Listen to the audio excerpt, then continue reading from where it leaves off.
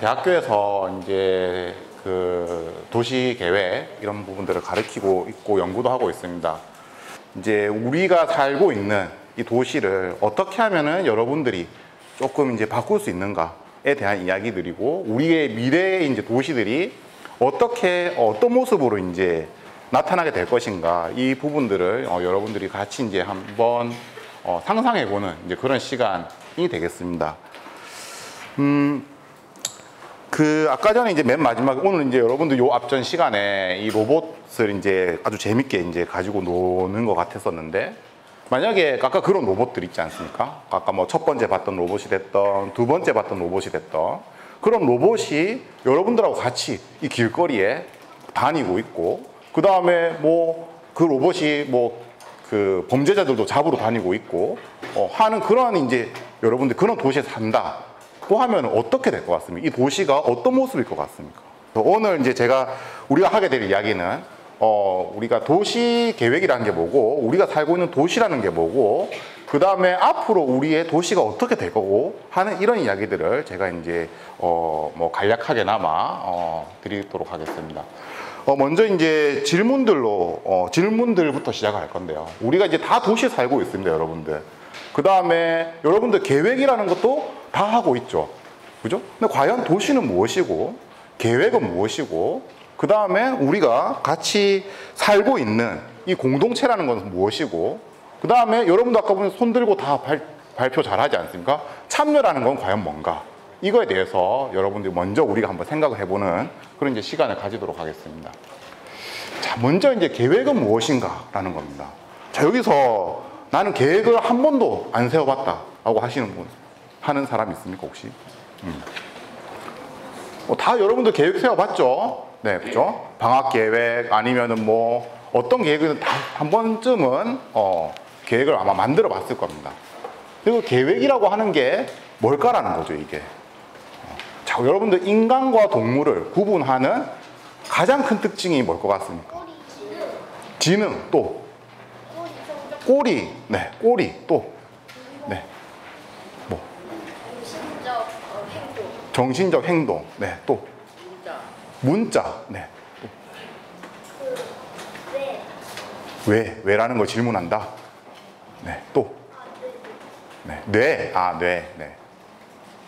이야기해 보세요. 네. 네, 생각, 네, 또 이성적 사고, 네, 다 이제 비슷한 생각이죠. 이성이 있다, 지능이 있다, 생각을 한다는 겁니다. 그러면은 인간은 생각을 하고 지능이 있고 이성이기 때문에 동물과 다른 어떤 걸 할까라는 겁니다. 동물들은 본능에 따라서 이제 행동을 한다, 이렇게 우리가 이야기를 많이 합니다. 본능에 따라서 행동하고 그렇게 살아간다라는 말은 우리가 앞으로 일어날 일들을 생각을 하지 않고 지금 배가 고프면 먹고 내가 여기 가고 싶으면 간다는 거죠. 근데 인간은 이성을 가지고 있기 때문에, 지능을 가지고 있기 때문에 앞으로 우리가 무슨 일이 일어날지를 미리 예측을 하고 그거에 따라서 계획을 수립을 하고 그 계획에 따라서 행동을 한다는 겁니다. 그게 인간과 동물을 구분짓는 가장 큰 특징이라고 할 수 있습니다. 그래서 인간은 우리가 항상 어떤 계획을 수립을 하고 그 계획에 따라서 뭔가 자꾸 의도한 대로 이루려고 하는 그런 이제 행동들을 하고 있습니다. 그래서 우리가 인간만이 가지고 있는 게 이 도시라는 이 모습을 가지고 있는 거죠. 동물들은 무리 생활을 하고 어떤 게임이나 이런 그 일종의 곤충들은 무리 생활을 하는 거지, 우리 같이 이렇게 도시를 만들어서 살지는 않습니다. 우리 도시라고 하면은 서로 다 다른 사람들이, 서로 다 다른 생각을 가지고 있는 사람들이 어느 특정한 공간에 모여서 살고 있는 거죠. 그 모여서 살려고 하면은 우리가 앞으로 어떤 일이 일어날 것인지, 그리고 이 일어날 일에 우리가 어떻게 대응을 해서 살아가야 되는지, 이것들을 생각을 해봐야 된다는 겁니다.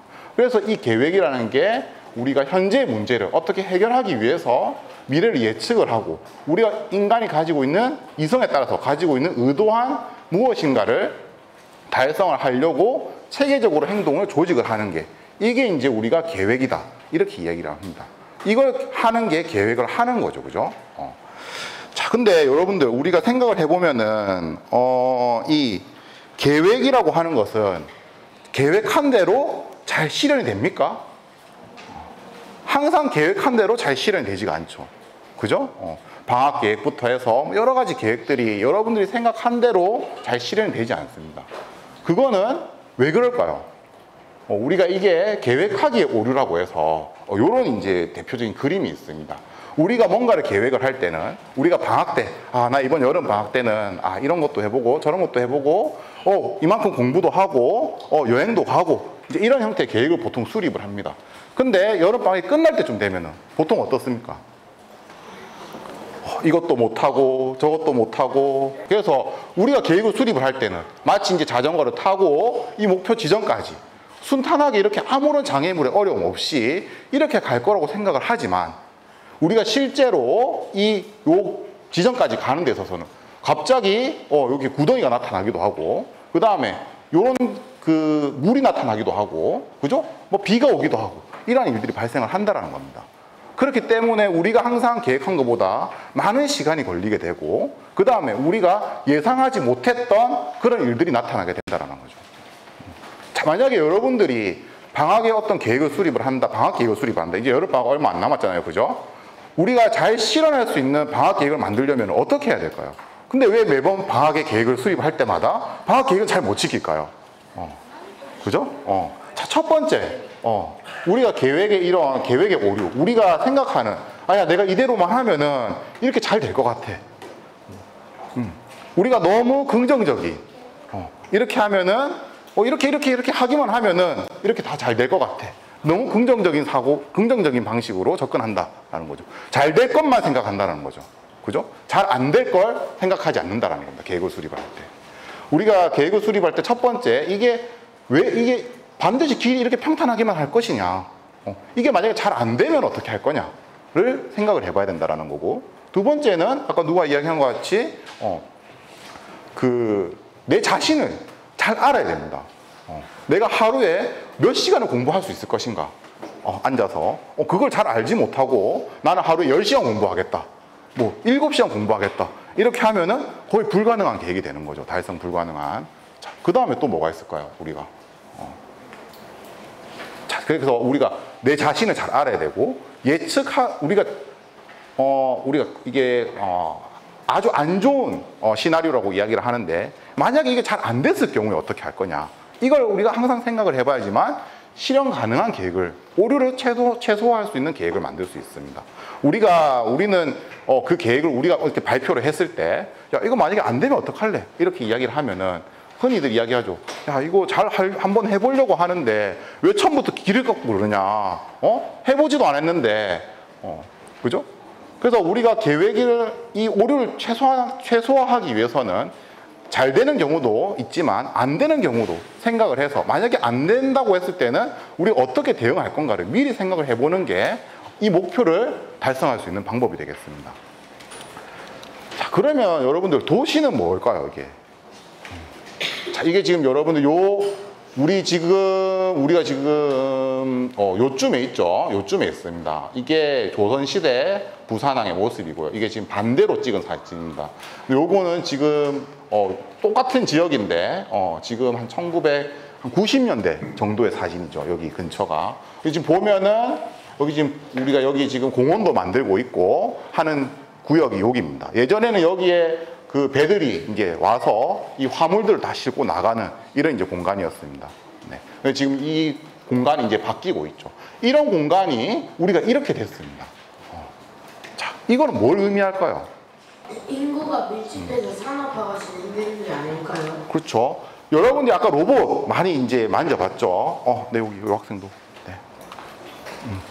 인류가 발전한 거 아닐까요? 그렇죠. 인류가 발전한 거죠. 당연히. 자, 인류는 어떻게 발전합니까? 아까 전에 여러분들 로봇 만져봤죠? 그 로봇이 있기 전에 우리가 어떤 과정들이 있었을까요?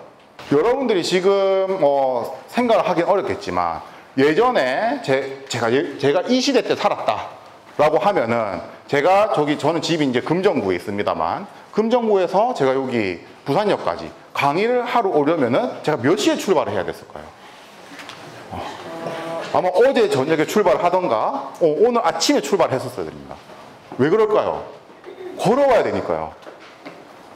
자동차도 없고, 그죠? 제가 조금 잘 살았다면은 말을 타고 올 수 있었겠죠. 네. 그런데 지금 이 시대는 그 기술이 발전한다라는 거는 우리가 어떤 자동차를 타고 갈 수 있게 되고, 그 다음에 더 빠르게 비행기를 타고 갈 수 있게 되고, 그죠? 어떤 다른 여러 가지 수단들이 나타날 수 있게 된다는 겁니다. 자, 그러한 수단들이 나타나게 되면서 기술이 발전하게 되면서 우리가 이렇게 살다가 이렇게 사는 도시로 발전하게 된다는 거죠. 도시의 발전은 항상 그 기술의 발전과 함께 해오고 있습니다. 그래서 우리가 과거에 이때는 자동차도 없고, 그죠? 그 다음에 이런 우리가 높은 빌딩을 만들 수 있는 기술도 없고, 큰 배를 만들 수 있는 기술도 없었습니다. 여기 보면 다 나무로 만든 배들이죠, 그죠? 자, 큰 배가 만들어지니까 큰 배가 정박할 항구가 필요하게 되고, 그 항구들에서 많은 물건들을 나르게 되는 그런 장비들이 필요하게 되고, 그것들을 일을 하는 사람들이 필요하게 되고, 그 사람들이 살 수 있는 집이 필요하게 되고, 그렇게 해서 이 도시가 커지게 되는 겁니다. 그게 우리가 지금 현재 살고 있는 그 도시의 모습들이죠. 그죠? 자, 그래서 도시란 결국에는 좁은 공간에 많은 사람들이 모여 사는 것을 우리가 도시다 이렇게 이야기를 합니다. 그러면은 많은 사람들이 모여서 살게 되면은 그건 무엇을 의미하느냐? 우리가 소위 이 공동체라고 하는 게 많은 사람들이 모여 살면은 같이 살아가야 되는 그런 이제 사회가 되기 때문에 우리 항상 공동체라고 하는 것을 생각을 하게 됩니다. 여러분들이 뭐 요즘에 뭐 나는 뭐 나 혼자 산다 이런 프로그램도 있죠, 그죠? 혼자 살 수 있을까요, 여러분들이? 혼자 살 수 없습니다, 그죠? 혼자 살면은 어떨까요? 너무 심심하지 않을까요? 여러분이 도시에서 혼자 산다. 아무것도 할 수가 없습니다. 여러분이 이 큰 도시에 혼자 있다고 생각을 해보십시오. 아무것도 할 수가 없습니다. 여러분들이 이 도시에 산다는 것은 다른 사람들의 도움을 받아서 같이 살아가고 있는 것이죠. 그죠? 그래서 우리가 이 도시라고 하는 이 공동체에 우리가 같이 살고 있습니다. 과거에는 어땠느냐? 우리가 다 이런 농촌에 살고 있었습니다. 대부분의 사람들은 다 농촌에 살고 있었죠. 농촌에서 뭘 하고 있었느냐? 다 농사를 짓고 있었습니다. 그래서 농촌에서 이 농사를 짓는데 왜 이렇게 서로 도와가면서 농사를 지었을까요? 혼자면 힘들어. 그렇죠. 우리의 뭐 전통 문화가 엄청 아름다워서 우리는 서로 도와주는 전통 문화를 가지고 있어서 학교에서는 그렇게 이제 여러분들 배웠을 수도 있습니다. 근데 사실 현실적인 이유는 농기계가 없고 기술이 발달되어 있지 않으니까 이 농사를 혼자서 지을 수가 없는 거죠. 그래서 같이 농사를 지을 수 있는 방법들을 생각을 하다가 그게 문화가 돼서 우리의 공동체 문화인 그런 문화가 된 겁니다. 같이 서로 도와주는 문화로 형성이 된 거죠. 근데 이 도시가 되면서 더 이상 다른 사람들과 함께 이렇게 농사를 지을 일이 없는 겁니다.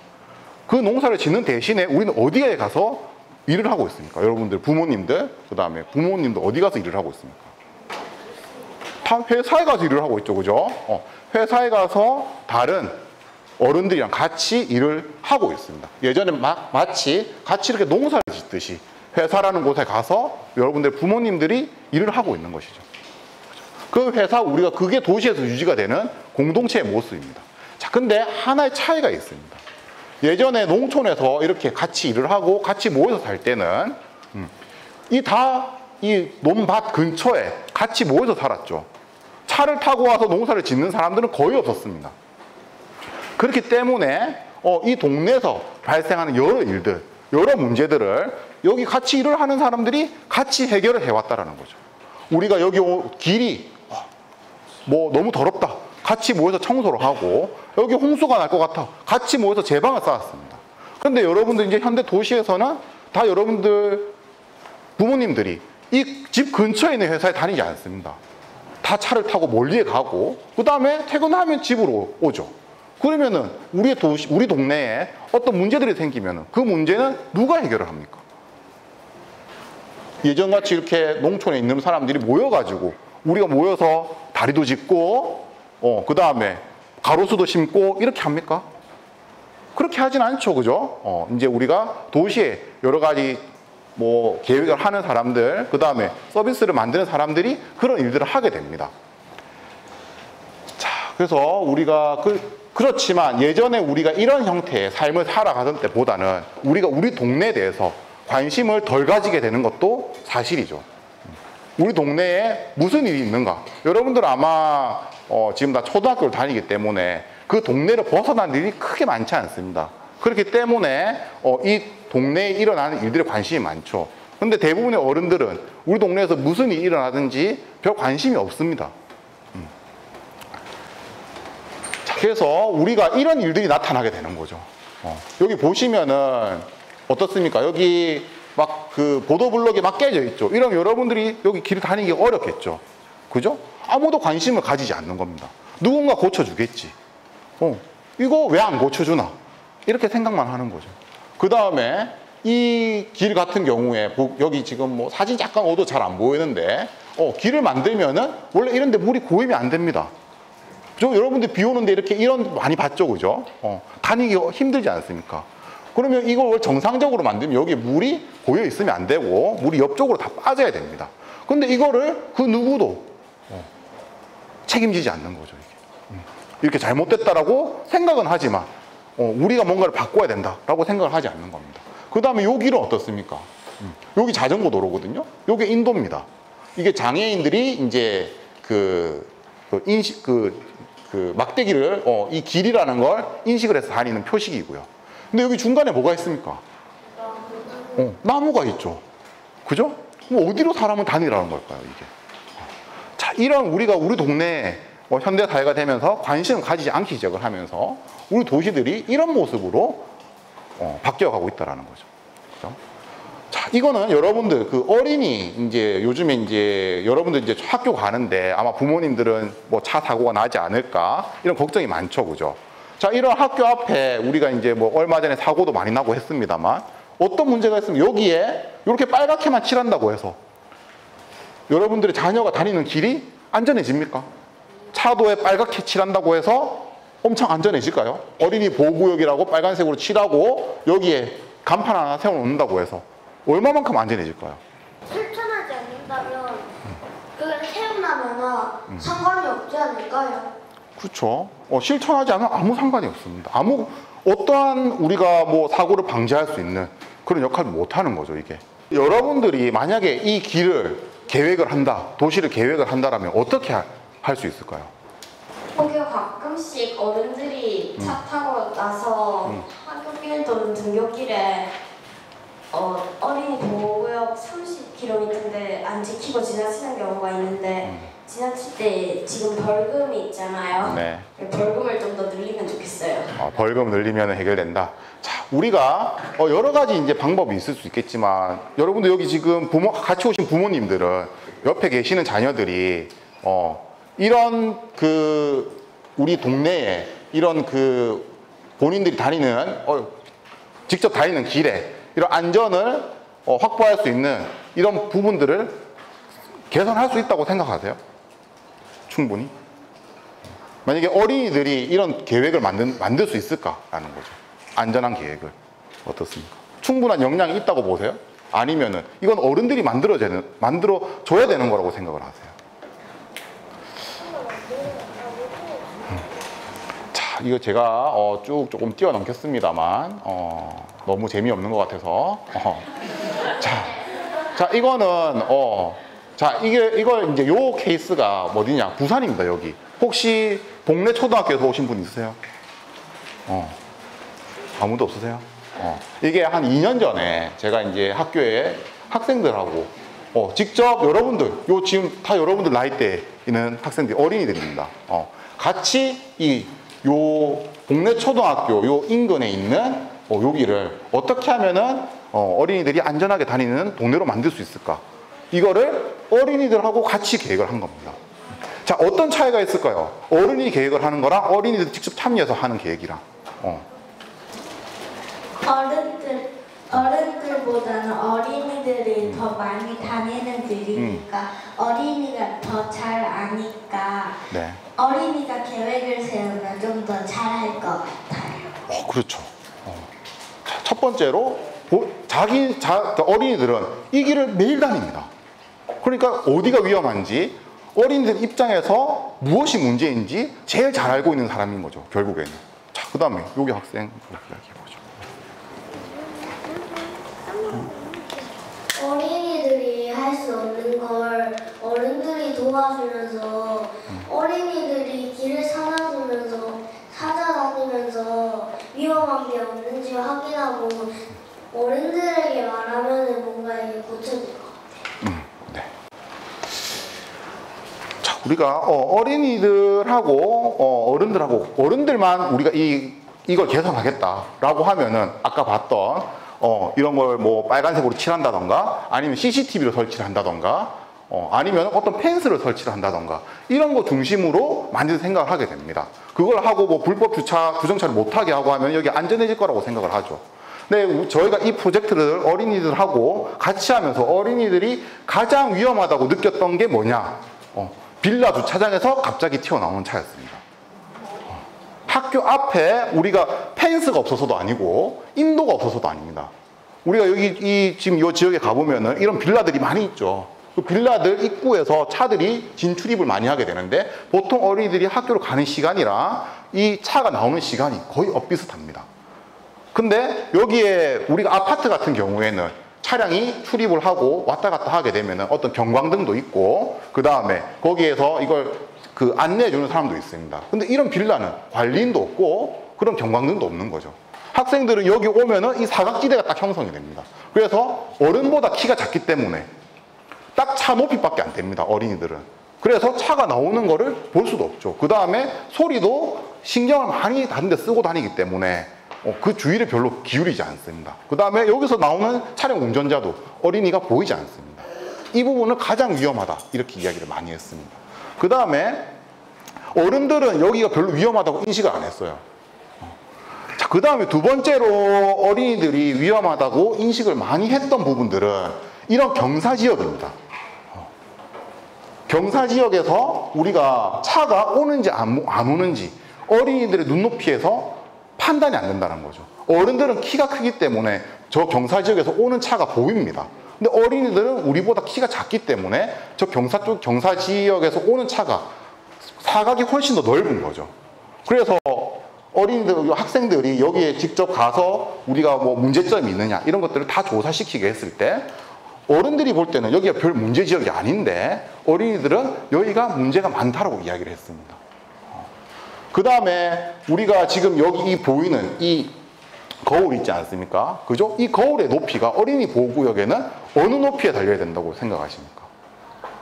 어른들이 보기에 보이는 높이에 달려 있으면 안 됩니다. 어린이들의 키 높이에 맞춰서 있어야지만 반대편에서 오는 차가 보이게 되는 거죠. 근데 이 어떤 어린이들이 지적을 한 게 있습니다. 여기에서 우리가 보면은 안 보인다라는 겁니다. 저쪽에서 오는 차가. 자, 그런 이야기들을 그 어린이들은 하고 있었습니다.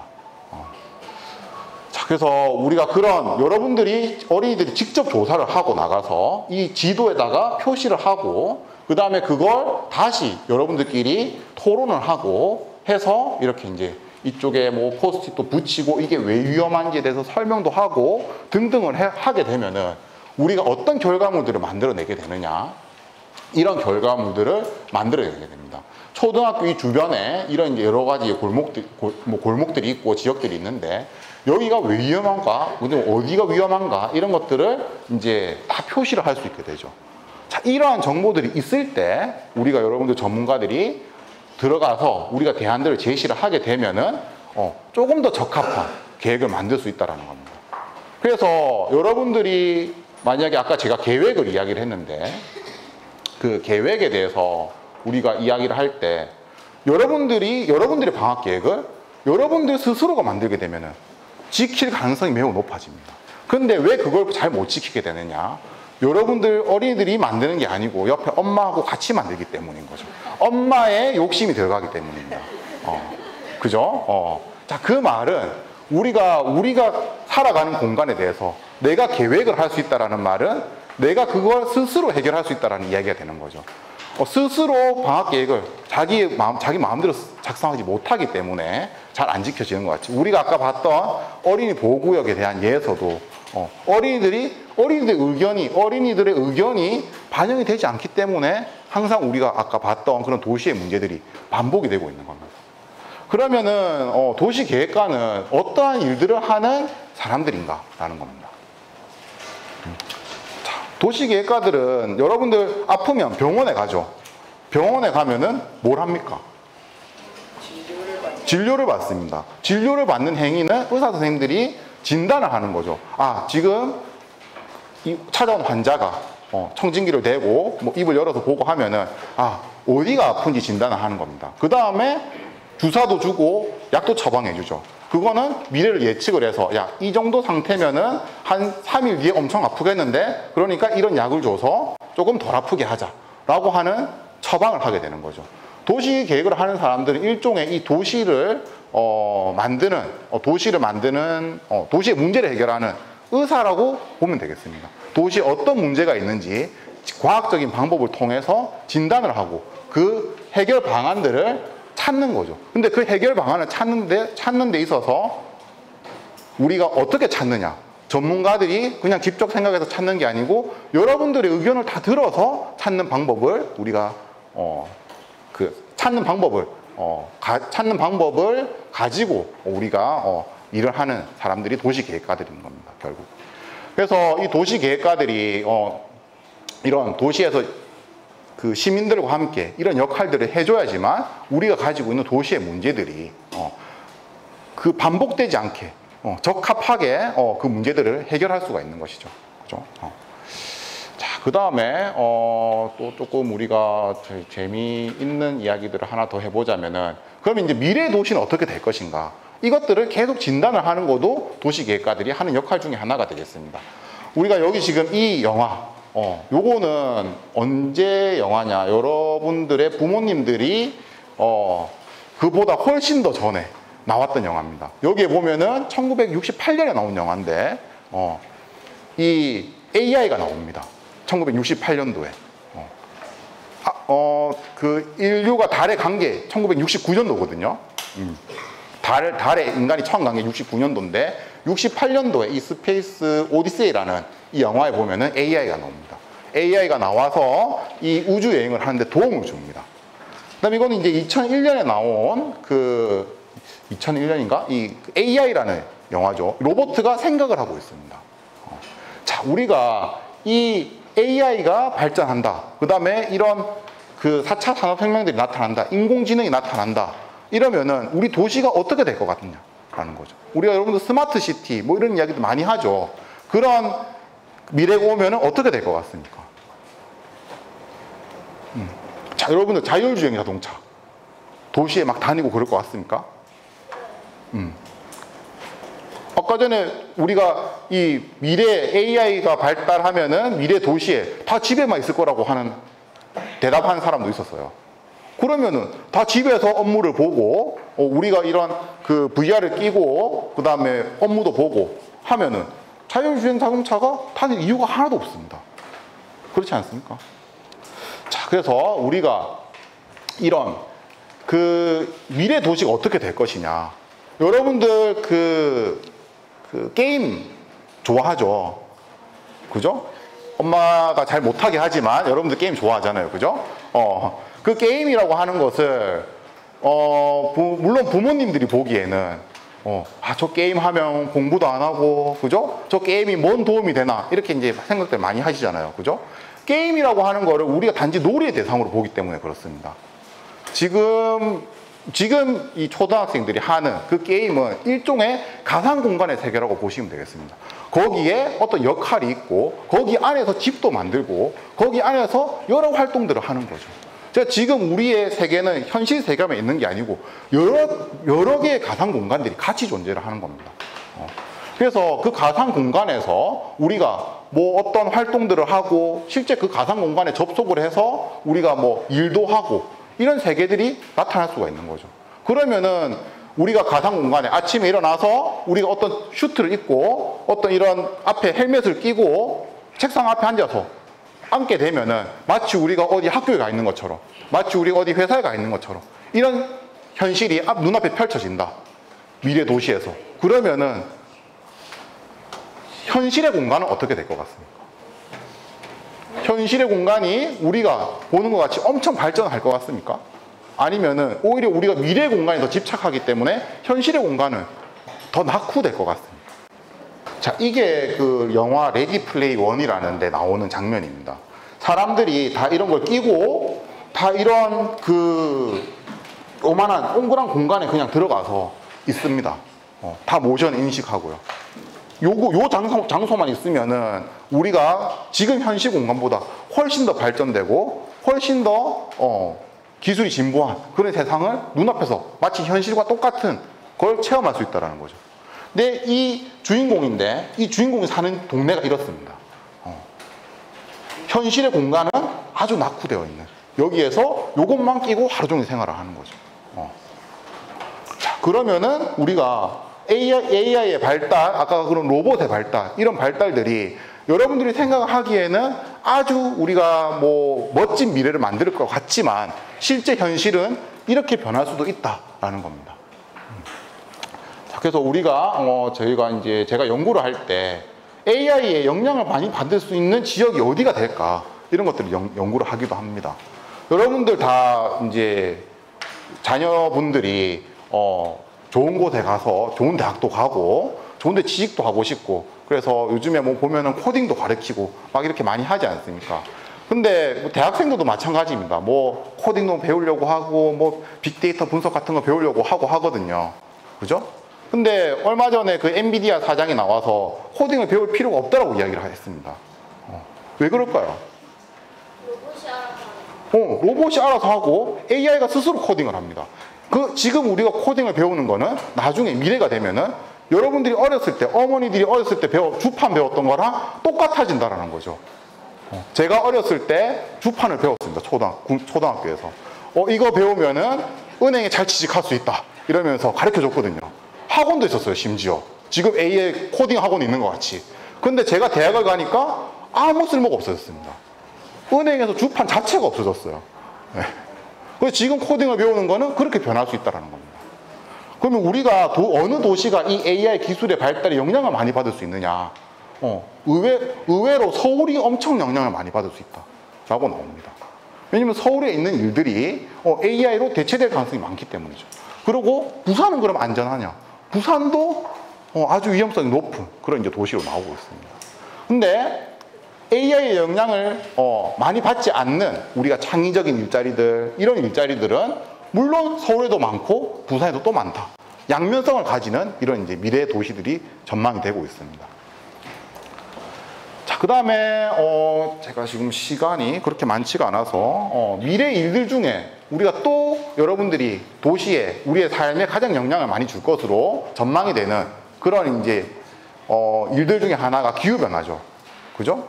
자, 우리가 뭐 뉴스 같은 걸 보면은 2100년에 어떻게 될 것 같아, 이렇게 이야기를 합니다만 2100년에 저는 살아있을 가능성이 거의 없습니다.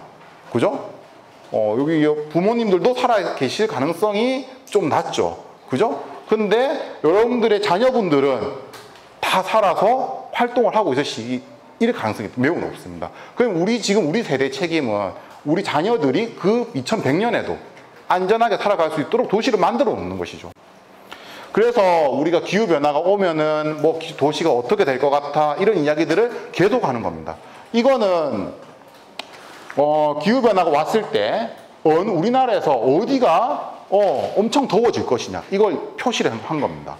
보시면 이런 지역들이 매우 더워진다라고 이야기를 하고 있습니다. 그러면은 또 고령화 사회가 된다라고 이야기를 하고 있죠. 그러면은 이거는 그 고령화가 되었을 때 어느 지역들이 영향을 많이 받을 것인가를 우리가 진단을 해본 겁니다.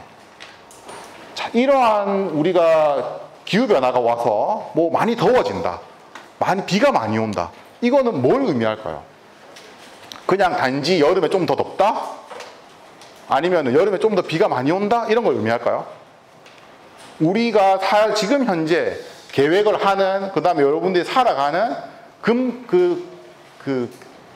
전제 조건 자체가 바뀐다고 보시면 되겠습니다. 우리가 지금 아무리 더워봤자 1년에 더운 날이, 아주 우리가 못 견딜 정도로 더운 날이 한 일주일에서 열흘 사이입니다. 7월 말에서 8월 초 정도인 거죠. 우리나라 기준으로 봤을 때. 그때 그래서 대부분 다 휴가를 가죠. 근데 한 달 내내 그러한 날씨가 지속이 된다 라고 생각을 한번 해보십시오. 어떨 것 같습니까? 우리가 모든 학기 기준도 바뀌어야 될 겁니다. 그죠? 2월 달에, 1월 달에 학기를 시작을 하고 한 4월 달에 끝내야 될 수도 있습니다. 이제 더우면은 나갈 수가 없으니까요. 자, 그러한 우리의 삶의 모든 것들을 다 바꿀 수 있습니다. 기후변화는. 자, 그러한 것들이 이러한 도시에 이런 영향들을 준다라는 거죠. 그래서 여러분들이 지금 이제 사과 비싸지 않습니까, 지금? 그죠? 사 먹을 수가 없습니다. 그 이야기들이 언제 이야기가 되기 시작을 했느냐? 한 10년 전쯤에 우리가 기후변화 이야기를 할 때, 우리나라 사람들이 가장 많이 먹는 과일이 사과입니다. 근데 그 사과가, 재배가 안 될 수 있다. 이제, 재배가 강원도에서 재배해야 될 수 있다. 이런 이야기들을 했습니다. 근데 그게 딱 10년 지났는데, 우리가 지금 사과가 없죠, 이제. 뭐 때문에 사과가 없고, 뭐해서 비싸고 이런 이야기들을 하고 있습니다. 그래서, 이러한 일들이, 미래에 우리 도시가, 갖게 될 일들이다라는 겁니다. 그러면은 그 도시 안에서 또 어떤 일이 나타날 수 있느냐? 여러분들이 우리가 하루에 8시간 기준으로 일을 하게 됩니다. 그런데 날씨가 엄청 덥게 된다. 그러면은 하루에 8시간 일을 못하는 날이 많아지게 될 수 있는 거죠. 그러면 우리의 경제 자체도 활력이 줄어들게, 생산량도 줄어들게 될 수 있습니다. 자, 그런 일들이 많이 영향을 받는 곳이 어디냐? 이런 곳에서 영향을 많이 받는다라는 거죠. 자, 이거는 뭐 넘어가도록 하겠고요. 그 다음에 우리가 미래 도시 중에 또 문제 중에 하나가 질병입니다. 여러분들 그 코로나 시기를 거치면서 사실 도시에 있는 게 이런 호흡기 질병으로부터 얼마나 위험한 일인가를 아마 한번 경험을 하신 거죠, 지금. 그죠? 예전에 이 질병은 이 도시에서 아주 큰 문제였습니다. 뭐 콜레라 이런 것부터 시작을 해서 이 도시 계획이 나오게 된 이유 중에 하나가 질병 때문에 나온 겁니다, 사실. 얼마만큼 깨끗하게 살 것인가. 콜레라 때문에 사람들이 다 죽었거든요. 흑사병 이런 것 때문에. 근데 이제 우리가 최근에 나타난 그 코로나도 사람들이 많이 죽기도 하고 병이 많이 걸리기도 했죠. 우리가 이 감염병들이 나타나는 곳들이 있습니다. 지금 보시면 우리나라의 감염병들이 어디서 많이 나타나느냐. 대부분 이런 지역에서 감염병들이 많이 나타나는 걸 우리가 알 수가 있습니다. 그리고 이런 파란색 지역들에서는 감염병들이 그렇게 크게 많이 나타나지 않는 지역들인 거죠. 우리가 마치 도시에 살아서 많은 혜택들을 누리고 있지만 이 질병이라는 측면에서는 큰 위험이 존재하는 것도 사실입니다. 그죠? 자, 그런 것들을 저희가 또 이야기를 하기도 하고요. 그 다음에 여러분들 미세먼지 이런 것들도 지금 이제 최근에 또 미세먼지가 다시 안 좋아지고 있죠, 그죠? 그래서 미세먼지로 인한 영향을 어디서 많이 받느냐, 그 취약계층들이 어디에 많이 존재하고 있느냐, 이런 것들을 또 우리가 도시별로 진단을 해볼 수도 있습니다. 생각보다 미세먼지의 이 호흡기 질환에 취약한 계층들은 큰 대도시보다는 우리가 작은 중소도시들에 많이 있는 걸 알 수가 있습니다. 자, 우리가 이런 여러 가지 이제 그 도시의 문제들을 우리가 진단을 할 수 있게 되고요. 그 진단된 내용을 바탕으로 우리가 사는 삶의 공간을 스스로 바꿔야 된다라는 거죠. 스스로 바꾸기 위해서는 여러분들이 이 도시에 좀 더 관심을 가지고 이 도시를 계획하는데 먼저 우리가 이야기를 할 수 있고 문제가 이렇다라고 문제를 제기할 수 있고 그 다음에 그런 계획을 만드는 그런 활동들이, 이 문제를 해결하는 것들이 단지 전문가들이 해결하고 공무원들만 해결하는 그런 문제가 아니다라는 걸 여러분들이 알고 이 도시를 살아가고 그 다음에 도시의 많은 일들에 여러분들이 참여를 해줘야지 우리가 좋은 도시가 될 거다. 자, 이렇게 마무리를 하도록 하겠습니다.